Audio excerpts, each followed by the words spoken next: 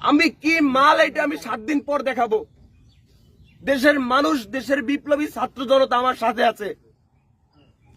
আমি 7 দিনের মাথায় রাজপথে দাঁড়াবো, বিপ্লবী ছাত্র জনতাকে নিয়ে দরকার হয় আমি বিপ্লবী সরকারের ডাক দিব।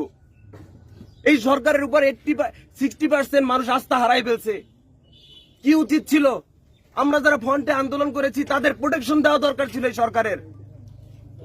ধানমন্ডি 32-এ বুলডোজারের সামনে স্লোগান দিছি, তার উচিত ছিল না? যারা ফ্রন্টে থেকে স্লোগান দিছে, মিছিল করছে, মিটিং করছে, যারা জুলাই আগস্টে আন্দোলন করছে তাদেরকে আলাদাভাবে কেয়ার করার কখনো চাইছি? জুলাই আগস্ট আন্দোলন করে কখনো উপদেষ্টা হতে চাইছি? দেখাতে পারবেন?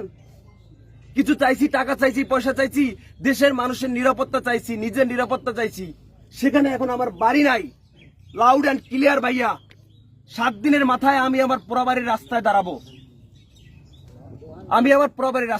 লাস্ট অ্যান্ড ফাইনাল কথা, আমি 7 দিনের ভিতরে সুষ্ঠু তদন্ত করে, এটা হাসিনা তো লাগাই নাই, এখানের মানুষ লাগাইছে, আওয়ামী লীগ লাগাইছে, ছাত্রলীগ লাগাইছে। আইন শৃঙ্খলা বাহিনীর প্রতি আমি শ্রদ্ধাশীল। সম্ভব, মানুষের পক্ষে আইন শৃঙ্খলা বাহিনীর পক্ষে অসম্ভব কিছু না। দেশের মানুষ আগুন লাগাইছে।